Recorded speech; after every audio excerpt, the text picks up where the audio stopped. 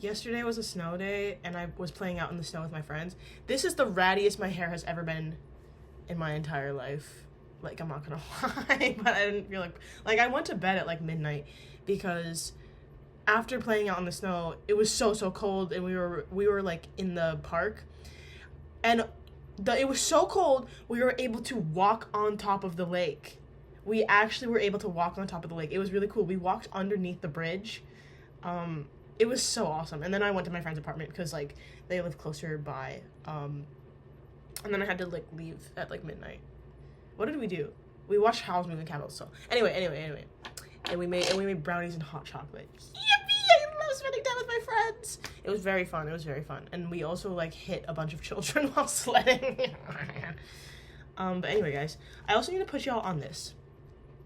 This is so good. I recently discovered this. Mix this, like, you gotta put it in like the ethnic aisle. I love being ethnic.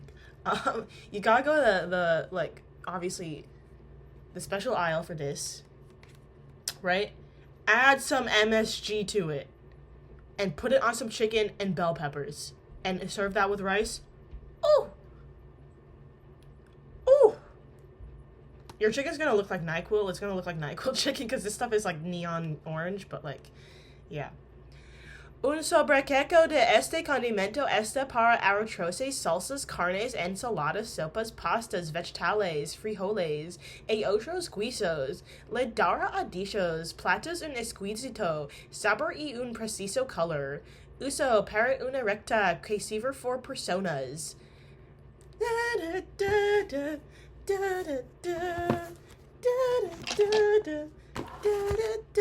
Okay. We're on the fucking Anna Karenina type shit. What even thing was I on? Wait, we're kind of blazing through this book. Well, not really, but like we've made more progress on this book than I have in like the last 2 years, honestly. I think I was on like chapter 29, but like Loki, I forgot. Okay, chapter 29. Yeah. Okay. Oh my god, wait. Never mind. We're not almost to chapter 30, but whatever.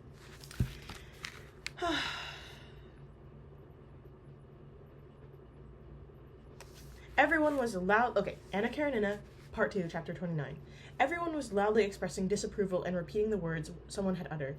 They will have gladiators and lions next. And everyone was feeling the horror of it, so that when Vronsky fell and Anna gave a loud exclamation, there was nothing remarkable about it. But afterwards a change came over Anna's face, which was positively improper. She quite lost self-control. She began to flutter like a captive bird, now rising to go, now addressing Betsy. "Let us go," she said, but Betsy did not hear her. She was leaning over to speak to a general who was below. Karenin approached Anna and politely offered his arm.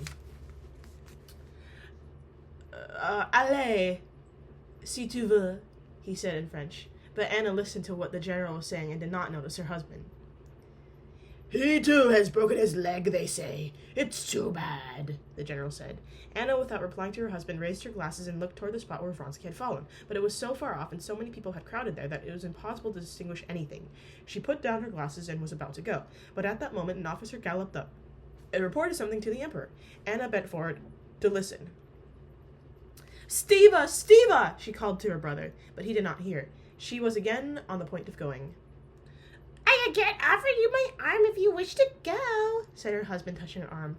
With a look of repulsion, she drew back. Without looking at him, replied, No, leave me alone. I shall stay here." She now saw an officer running to the grandstand from the place where Vronsky had fallen. Betsy waved her handkerchief to him. The officer brought the news that the rider was unhurt, but that the horse had broken its back. On hearing this, Anna quickly sat down and hid her face behind her fan. Karenin saw that she was crying and that she was unable to keep back either her tears or the sobs that made her bosom heave. He stepped forward so as to screen her, giving her time to recover. "For the 3rd time, I offer you my arm. Alan, what do you do sitting all the way over there? Cookie delivery for Alan?" Okay, sorry. He said after a while, turning toward her. Anna looked at him and did not know what to say. The Princess Betsy came to her aid.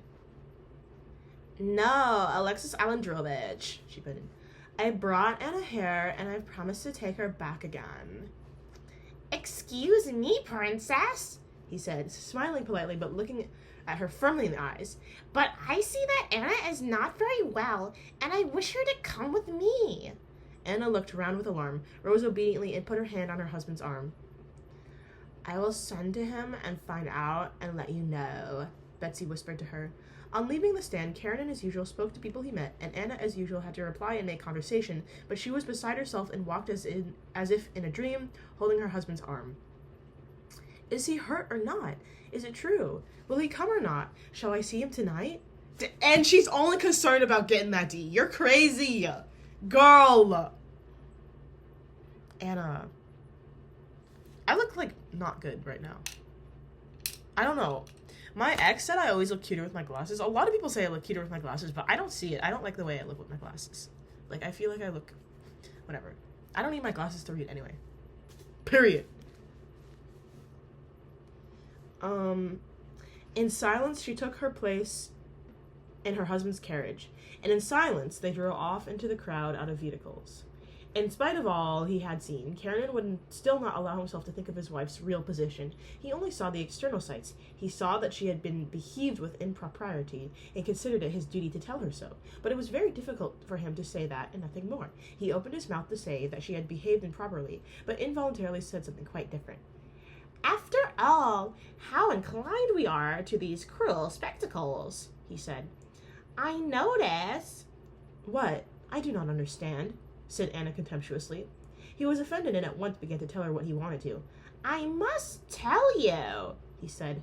"It's coming, the explanation," she thought, and felt frightened. "I must tell you that you behaved improperly today." Oh, he said this in French.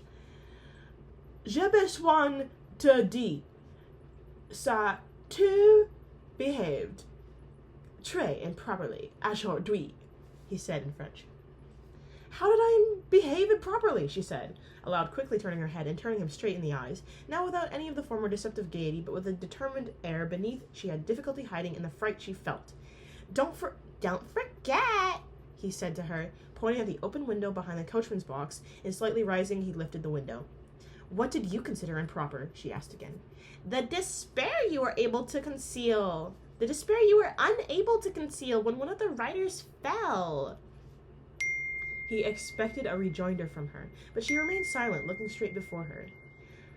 "I asked you once before to conduct yourself in society so that evil tongues might be unable to say anything against you. There was a time when I spoke about inner relations. Now I do not speak of them. I speak now of external relations. Your conduct was improper, and I do not wish it to occur again." She did not hear half that he said, but felt afraid of him and wondered whether it was true that Vronsky was not hurt. Was it of him they were speaking when they said he was not hurt, but the horse had broken his back? She only smiled with simulated irony when he had finished, and she did not reply because she had not heard what he said. Can these bitches stop fucking texting me? What do you want? Broncos should have won. Okay, I don't give a shit about football. I'm sorry, guys.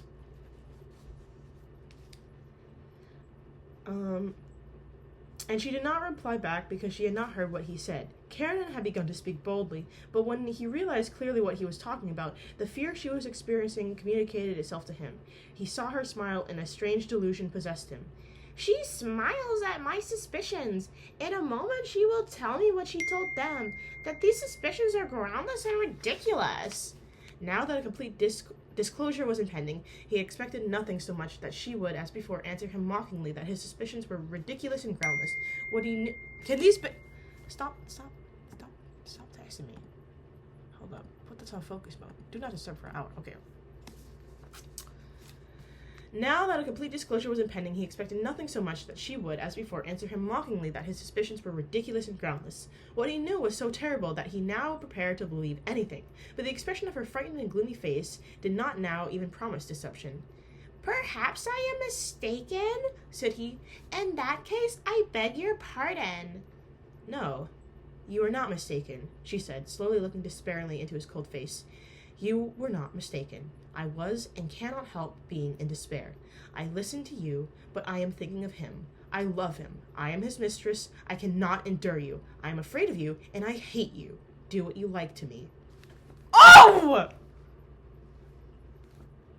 Oh! Anna. Damn, girl, it only took you like a year to fucking say that to your husband's face, okay? Period. And throwing herself back into the corner of the carriage, she burst into sobs, hiding her face in her hands. Karenina did not move and did not change the direction in which she was looking, but his face suddenly assumed the solemn immobility of the dead, and that expression did not alter till they reached the house. As they were driving up to it, he turned his face to her still with the same expression and said, "Yes, but I demand that the external conditions of your propriety shall be observed till," his voice trembled, "till I take the measures to safeguard my honor and inform you of them." He alighted first and helped her out. In the presence of his servants, he pressed her hand, re-entered the carriage, and drove off toward Petersburg. After he had gone, the Princess Betsy's footman brought Anna a note. "I sent to Alexis to inquire about his health. He writes that he is safe and sound, but in despair." "Then he will come," thought she. "What a good thing it is that I spoke out." She looked at the clock. She had 3 hours still to wait, and the memory of the incidents of their last meeting fired her blood. "Dear me, how light it is. It is dreadful, but I love to see his face, and I love this fantastic light. My husband! Ah, yes. Well, thank heaven that it is all over with him."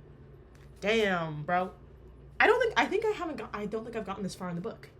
I think I finally, because, like, I read this, like, silently without, well, actually, no, I think I actually did get further in the book because there was, like, a part with Kitty where she, like, had a little Yuri moment. Spoiler alert, but Kitty is a little, she has a little Yuri moment. Why do I look like this? I feel like my face looks completely different. I'm kind of scared. Like, I don't even recognize my face anymore. Ooh, ooh. Like, why? I don't know. And I smell different, too. Everything about me just feels, like, different. I think it's just because my hair. I need to brush my hair out, guys. It's so ratty. But whatever. Okay. Anna Karenina, Part 2, Chapter 30. As always happens where people congregate, the usual crystallization, if we may so call it, of society took place in the little German watering place to which the Sherbatskys had come, assigning to each person a definite and fixed position. As definitely and inevitably as a particle of water exposed to the cold assumes the well-known form of a snow crystal, did each newcomer on his arrival at the watering place immediately settle into its natural position. For Sherbatsky samt Jamalin und Tochter, by the premises they occupy, by their name, and by the people they were acquainted with, at once crystallized into their definite and preordained place. There was a real German Fürsten at the watering place that season, and consequently the crystallizing process was accomplished with special energy. Princess Sherbatskaya particularly wished to introduce her daughter to the German royal princess, and on the second day after their arrival performed that rite. Kitty made a low and graceful curtsy in her very simple dress, that is to say, very stylish summer gown ordered from Paris. The royal princess said, "I hope these roses will soon return to this pretty little face." And at once a definite path was firmly established for the Sherbatskys from which it was impossible to deviate. They made acquaintance with the family of an English lady, with a German countess and her son who had been wounded in the last war, with a Swedish savant, and with Mr. Connaught and his sister. But the people with whom they necessarily associated most were a Moscow lady, Mary Evgenevia Ritisheva, and her daughter, whom Kitty found unpleasant because her illness was due to the same cause as Kitty's, a love affair, and a Moscow colonel, whom Kitty from childhood had seen and known in uniform with epaulettes, and whom here, with his small eyes, low collar, and colored necktie, looked indescribably comical, and was also wearisome because it was impossible to get rid of him.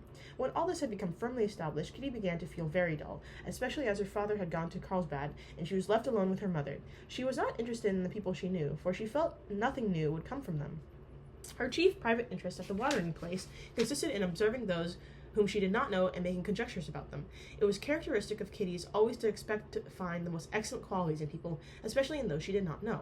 And now, when guessing who and what kind of people the strangers were, and in what relation they stood to one another, Kitty attributed them to extraordinary and splendid characters, and found confirmation in her observations. Among these people, she was especially interested in a young Russian girl who had come to the watering place with an invalid Russian lady, Madame Stahl, as everyone called her. Madame Stahl belonged to the highest society, but she was so ill that she could not walk, and only on fine days occasionally appeared on the promenade in a bath chair. But not so much from illness as from fright, as the Princess Sherbatskaya explained. Madame Stahl was not acquainted with any of the Russians there. The Russian girl looked after Madame Stahl, and also, as Kitty noticed, became intimate with all those who were seriously ill, of whom there were many in that place, and waited on them in the most natural way. This Russian girl, Kitty decided, was not related to Madame Stahl, but neither she was a paid companion. Madame Stahl called her by the diminutive Varenka, and others called her Mademoiselle Varenka. But besides the fact that it interested Kitty to observe the relations of this girl with Madame Stahl and with others, she experienced, as often happens, an inexplicable attraction. Yuri! Toward this Malvrinka, and felt, when the girl's eyes met her, that the feeling was mutual. This Mademoiselle, I think MLE is short for Mademoiselle, so whatever. This Mademoiselle Varenka was not exactly past her early youth, but seemed to be a person destitute of youthfulness. She might be 19 years old, or she might be 30. If one examined her features, she was good-looking rather than plain, despite her unhealthy complexion. Her figure would have been good had she not been too lean and her head too large for her medium height. Okay, red for filth, whatever. But she was not likely to prove attractive to men. Dang! Okay. Oh, she's for the women. She's for the female gaze. I appreciate that. Am I a male gaze or female gaze? I don't know. Who am I for? I would like to say I'm for the female gaze, but also, like, I just dress the way that I like to dress. Yay!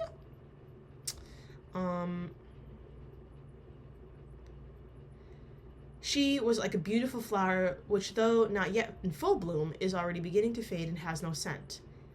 Another reason why she could not be attracted to men was because she lacked that of which Kitty had too much, a restrained flame of vitality and consciousness of her own attractiveness. She seemed always occupied with something there could be no doubt about, and therefore it seemed that no side issue could interest her. By this contrast to herself, Kitty was specially attracted. She felt that in her and in her way of life could be found a model of what she herself was painfully seeking: interest in life, the worth of life, outside the social relations of girls to men, which now seemed disgusting to Kitty, who regarded them as a shameful exhibition of good waiting a buyer. The more Kitty observed her unknown friend, the more she was convinced that this girl really was the perfect being she imagined her to be, and the more she wished to make her acquaintance. The two girls came across one another several times a day, and every time they met, Kitty's eyes said, "Who are you? What are you? Surely you are the delightful creature I imagine you to be, but for heaven's sake," her look added, "do not think that I shall force myself on you. I simply admire and love you." "I love you. I too love you. And you are very, very sweet. I should love you still more if I had the time," the stranger's look replied. What is this Yuri? This is actually doomed Yuri. I need that kind of relationship with someone. I need that.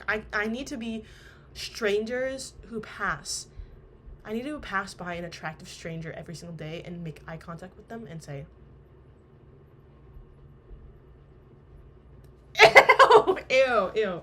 But low-key, I kind of need that in my life. Like, I need, like, a doomed Yuri, like, situationship, honestly. No, I don't. No, I don't. That's the last thing I need. I do not need a doomed Yuri situationship. Hell no. Okay. And Kitty saw that the girl really was always occupied, now taking children of some Russian family home from the Wells, now carrying an invalid's plaid or wrapping it round her, now trying to soothe an irritable patient, now choosing and buying biscuits for someone's coffee. Soon after the Sherbatskys' arrival, two new persons who provoked everybody's disapproval began to appear of a morning at the Wells. They were a very tall, round-shouldered man with black eyes, naive and at the same time dreadful, and enormous hands, who wore an old overcoat too short for him, and a slightly pock-marked, sweet-faced woman, badly and tastelessly dressed. Having recognized them to be Russians, Kitty at once began to make up a beautiful and touching romance about them. But the princess, having found out from the visitors' list that they were Nicholas Levin and Mary Ivanova, explained to Kitty what a bad man this Levin was, and all her dreams about those people vanished. Not so much because what her mother had told her, "Oh wait, it's Levin's brother," as because the man was Constantine's brother. These two people appeared very disagreeable to Kitty. This Levin, by his habit of jerking his head, now inspired an irrepressible feeling of aversion in her. It seemed to her that his large, dreadful eyes, which followed her insistently, expressed hatred and irony, and she tried to avoid encountering them. Period. Okay. I don't really feel like reading more. I need to remember what voice I gave Nicholas, because I think I gave him like a pompous voice, but whatever. I'm gonna make some chicken and it's gonna be delicious. I'm gonna make some chicken and peppers and it's gonna be delicious. So yeah, see you guys later.